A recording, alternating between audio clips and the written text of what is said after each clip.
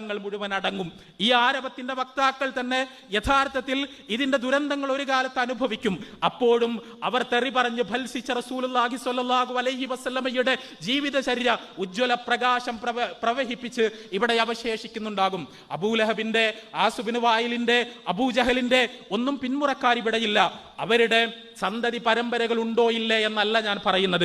അവരെ ആരും ചരിത്രത്തിൽ അനുസ്മരിക്കുന്നില്ല, അവരെ ആരും ആദരിക്കുന്നില്ല, അവരെ ആരും ആഘോഷിക്കുന്നില്ല, അവരുടെ കാലടിപ്പാടുകൾ ആരും പിന്തുടരുന്നില്ല.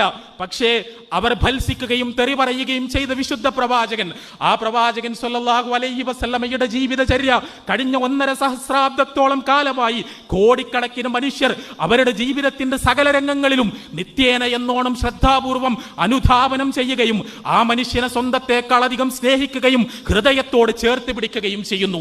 അതിനാണ് അതിജീവനം എന്ന് പറയുന്നത്. ഒരു കാലത്ത് മാർക്സിസമായിരുന്നു ഇവിടെ ട്രെൻഡ് എന്ന് പറയുന്നത്, പിന്നീട് അത് ഹ്യൂമനിസമായിരുന്നു, പിന്നീട് വേറെ ഒരുപാട് ഇസങ്ങളായിരുന്നു. ഇസങ്ങൾ ഓരോന്ന് വരും, ഒരു തരംഗമുണ്ടാക്കും, അത് മണ്ണടിയും, അതിനെക്കുറിച്ച് പിന്നെ ആരും സംസാരിക്കാതാകും. പുതിയൊരു ഇസം വരും, ആളുകൾ അതിന്റെ പിന്നാലെ പോകും. പക്ഷേ അപ്പോഴൊക്കെയും ഈ ജനിമൃതികളെല്ലാം കണ്ടുകൊണ്ട് ഇസ്ലാം അവശേഷിക്കുമെന്ന യാഥാർത്ഥ്യം നമ്മളെ സംബന്ധിച്ചിടത്തോളം ഈ ബോധമാണ് നമ്മുടെ മക്കൾക്ക് പകർന്നു കൊടുക്കേണ്ടത്.